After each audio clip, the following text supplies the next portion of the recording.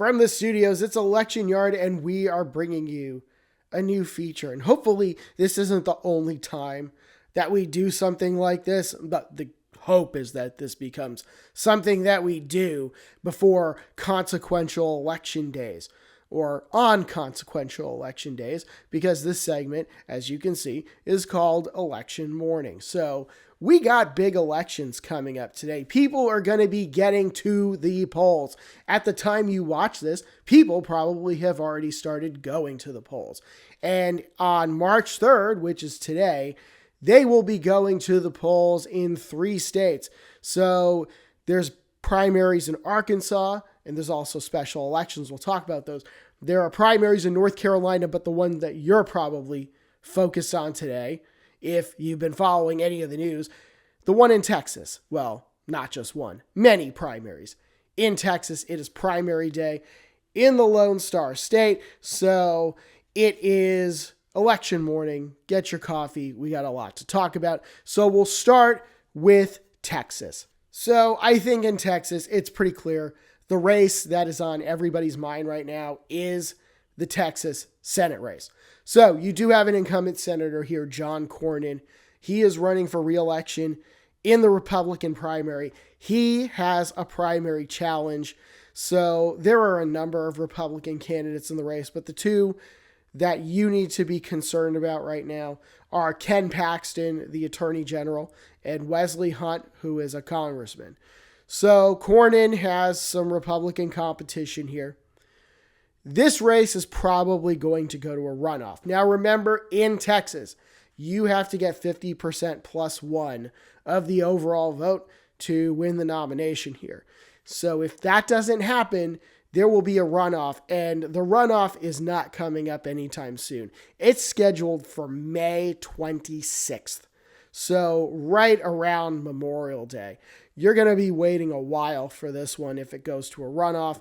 And as we'll talk about in a minute, I think there are a number of races that once we go back through the results that are going to end up going to runoffs. So this one I think will go to a runoff, mostly because I think Cornyn and Paxton have been running pretty competitively against each other. But it seems like Wesley Hunt might take enough of the vote, if nothing else, to force the leading candidate under 50% of the vote, in which case there would be a runoff. Now, I have seen polls that suggested that maybe Hunt can get into second place. The majority of them have said that it's a Cornyn versus Paxton race on the Republican side. And if it goes to a runoff between those two, that Paxton would probably successfully primary the senator who's been in the Senate for quite some time now. I believe he was first elected in 2002. So you could see an incumbent senator going down in Texas.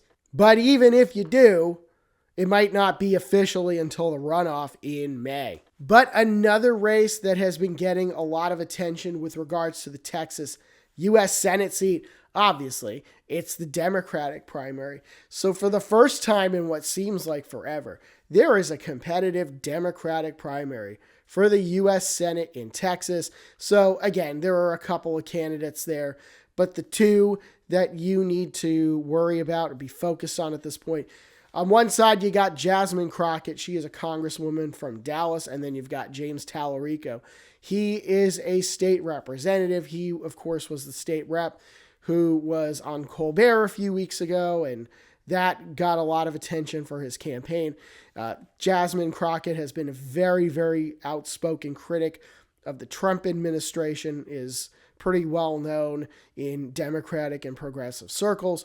So you've got two potential rising stars in the Democratic Party that are facing off against each other. And let me tell you something about the opinion polling in this race.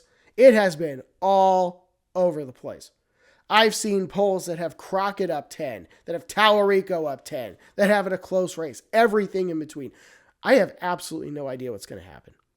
None whatsoever. I've tried to read into who was sponsoring the polls, if there were any inherent biases. And at the end of the day, they're just so all over the place. I got no idea what's going to happen. I'm just going to watch the results like the rest of you. And we'll find out what happens on Wednesday. Now, this is a race I don't think is necessarily going to go to a runoff. There was a third candidate, Ahmad Hassan, and it just sounds like he's been kind of ignored by the media. So I think the two main candidates, Tallarico and Crockett, will combine for enough of the vote that one of them, I think, is going to get at least 50%. So that race, I think, will be settled on Tuesday, March 3rd. The Republican race, I really don't. There is a race for governor in Texas. We're not really going to touch on this because I think Greg Abbott does have some primary competition, but he should see that back easily. Whereas it sounds like somebody like Gina Hinojosa is out in front on the Democratic side. If something happens in that race, of course, we'll talk about it later. Really, the one that I want to talk about in terms of statewide races, other than the Senate race, of course, in Texas is the Attorney General's race. And I want to talk about this because you've got an open seat for Attorney General in Texas. So on the Republican side, there very well might be a runoff here. The perceived leading candidate here is Chip Roy. He is a Republican congressman. You've also got Joan Huffman, Mays Middleton, and Aaron Reitz running on the Republican side. You've got a couple of Democrats in that race as well. The Democrats obviously have not won the Attorney General's race in Texas in quite some time. So the Republican primary is probably where it's at here. But then moving on down the list, with redistricting going on, of course, you know what Texas did. They decided to redraw their map midterm to try to draw the Republicans some more seats in Texas. There are some places where that gambit may not have been successful, but I think we'll know as we get closer to the general election. But what we do know is that there were a number of competitive primaries here, and there are a number of incumbents on both sides that are going to be facing challenges. So we'll just go through a handful of the races. So one of them is the 2nd Congressional District. This is held by a Republican named Dan Crenshaw. So Crenshaw's facing a primary challenge from a couple of people, but his perceived main challenger is a state representative by the name of Steve Toth, who is running from Crenshaw's right. He thinks Crenshaw is too squishy and moderate, so he's trying to take the congressman out here. Don't know how that one's going to go. Crenshaw's been around for a little while now, but it's very interesting that you've got this sort of dynamic going on in this race. And then in the 18th district, this one is interesting too. So in the 2nd district, we talked about a Republican race. And now in this one, we're going to talk about a Democratic race. So the 18th district, this is a newly reconfigured seat, as a lot of them are in Texas right now. In this one, you have two Democratic incumbents running against each other. So on the one side, you got Christian Menefee, who was literally just elected to Congress a month or two ago in a special election for the old 18th district. And then on the other side, you have Al Green, who's been in Congress for over 20 years. You may remember him being in the news last week. He was the guy who held up that sign at the State of the Union and got kicked out. He has been out front on some progressive causes and has been a very vocal anti-Trump voice. So you got these two that are meeting up with each other. You got Menefee, the much younger candidate. You got Green, who's pushing 80 and has been in Congress for a couple decades now. Really interesting to see in which direction the Democratic voters go here. The Democrat that wins this race probably wins the general, but it's just a matter of which way Democratic voters in this district want to go. So now a really interesting race that's coming up. This is the 23rd district of Texas. So the incumbent here is a Republican by the name of Tony Gonzalez. If you've heard his name in the news, then you probably know what's going on. Suffice it to say, he has been involved in a scandal. He has denied all of the allegations being made against him, but somebody who was involved in this scandal ended up dead. So that has definitely gotten a lot of negative publicity, both in his district and around the country. This is a story that's gotten nationwide attention. Again, I will say that the congressman has categorically denied all of the allegations, but that doesn't mean people haven't been talking about it. And that doesn't mean that he doesn't have a Republican primary challenge, because he absolutely does. So he has 3 Republicans running against him. One of them is named Keith Barton. One of them is a former congressman named Kiko Canseco. And then another one is a conservative challenger by the name of Brandon Herrera. So the word on the street is that Herrera is probably the top challenger to Gonzalez. And there are some Republicans that I think that are probably worried about this seat now, because this is probably, it's a Republican leaning district, but it might be kind of a more moderate Republican leaning district. So around this district, the thing is, you could have Gonzalez just lose the primary, and then a guy to his right, Herrera, wins. Like, can he win the general election? We'll have to see. In what could very well be a Democratic year. Maybe not a Democratic wave year just yet. I'm not willing to say that yet in March, but it could be. And then on the other side, what if Gonzalez wins the primary? Will the scandal continue forward into November? Will this just continue to be talked about?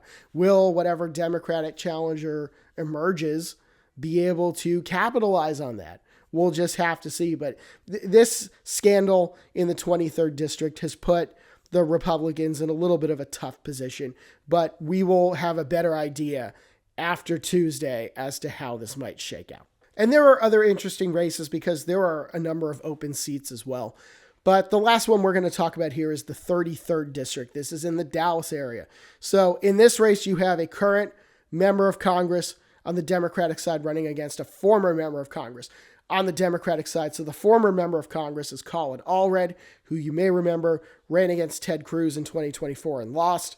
And Allred was going to run against John Cornyn in 2026 and dropped out. And then you have Julie Johnson, who currently represents the 32nd District of Texas. She is running in this seat. I think at first the conventional wisdom was that Allred was going to win and get back into Congress, but I feel like the thinking has shifted over the course of the campaign, and now it seems like it might be Johnson's race to lose.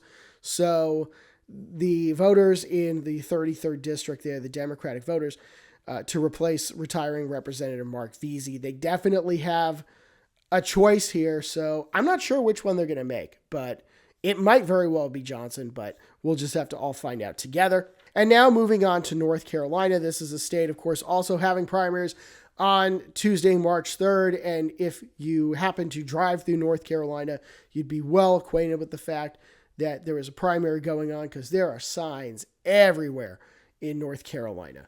So off the top of my head, one big one that's coming up is the 1st District. So this was one that was targeted by redistricting. Seems to be a theme we're talking about today. So Republicans in North Carolina redrew the map to make the toss-up 1st District more Republican. The Democrat Don Davis is running for re-election. He's unopposed in the Democratic primary, but there's a competitive Republican primary to run against him. So one of the candidates is Asa Buck. He is the sheriff of Carteret County. Then you've got Lori Buckhout. She is a business owner. She ran in this seat last time. She does have ads up, and I've seen these ads where she is very much touting the fact that she's a Trump conservative and that Trump likes her and she likes Trump. So she is all in on the Trump train. And then you've got Bobby Hanig. He's a state senator, and Eric Rouse, who is a county commissioner in Lenoir County. And also Ashley Nicole Russell, who is an attorney. So you've got 5 people in the Republican race there. Figures to be a very, very competitive primary. Buckhout has the name recognition, having been the Republican candidate against Don Davis back in 2024. But then you've got somebody like Buck and then Hanig, who are elected officials who are known in their respective communities. So could be a very interesting race there. If the Democrats manage to hold on to that seat in the 2026 midterm elections, then they're probably in for a good night, because the state legislature did make that district a little bit more Republican. So you would think it's a Republican leaning district at this point. So whomever wins the Republican primary knows that they might be a slight favorite going into the general election. But I will tell you where you won't see a competitive primary, at least none that really is going to make any difference. In the Senate race in North Carolina, because you've got Thom Tillis, the Republican. He is out of there. So the Republicans are probably going to go with Michael Whatley. He's the RNC guy. He's the former head of the North Carolina Republican Party. There are a number of Republican candidates in the race, and surprisingly, none of them are currently in elected office. But Whatley, I think, is the one that probably would have the most name recognition, if any of them. I mean, other than Whatley, I'm looking at the list. I hadn't heard of any of them. But then on the Democratic side, there are Democrats running other than Roy Cooper, but Roy Cooper is going to win the nomination. And I will say right now, we have not released our preliminary U.S. Senate rankings yet. I do think Roy Cooper should be considered the favorite, even if a slight favorite. I'm not sure if I would have this like tilt Democrat or lean Democrat, but I think Roy Cooper should be considered the favorite here. He will win his primary without much of a problem. Any of the bigger name candidates all steered clear once it seemed clear that Roy Cooper was going to get into this race. The Democrats clearly want him to be the nominee, and he would enter the general election as a slight favorite, I think. I'll only just touch upon the Arkansas primaries very briefly. So you would think in a state like Arkansas, which is basically a one-party state at this point, that the primary is where most of the action is going to be, especially if it's a Republican primary, whether on the state or the congressional level. But looking through the list, there really just aren't a whole hell of a lot of candidates there. You've got French Hill in the 2nd District, which includes Little Rock. He faces a primary challenge on the GOP side. But other than that, that's really about it. There's not a whole hell of a lot going on in Arkansas's primaries. Now, if you follow some great news outfits like the Arkansas Advocate, they do talk a little bit about some of the interesting local races going on, because it seems like that might be where some of the political intrigue is in Arkansas this year, so you can certainly check them out. What I'm more interested in Arkansas are the special elections that are coming up. The special elections, one for the state Senate, one for the state House. So the state Senate race, that is out in the Fort Smith area, so the western part of the state. That one I don't think is really considered to be much in the way of a competitive race. But the state house one very might be. That is the 70th district. It is north of Little Rock, and it is a district that Kamala Harris carried. In fact, in the 2024 general election, the previous incumbent, a guy by the name of Carlton Wing, he only won 51-49. So you would think the Democrats, with the way they've been overperforming in special elections so far this year, that they think they got a shot at flipping this one. And I think they'd probably actually be disappointed if they don't. So that is definitely one to watch. It could be the second state legislative flip of the year if it happens. There's also one more special election we'll just mention briefly. It is in the state Senate in Massachusetts, up in the Lowell area, so I'm sure the Democrats will win that. Haven't dug into it too much yet, but when we do the special election recap video, we'll talk about that. So I hope you have had a very nice election morning. Before we go, let's get into the poll opening and closing times. So in the great state of Texas, polls open at 7 a.m. Central Time, and they close at 7 p.m. Central Time. In Arkansas, the polls open at 7:30 a.m. Central Time and close at 7:30 p.m. Central Time. And finally, the polls in North Carolina open at 6:30 a.m. Eastern Time and close at 7:30 p.m.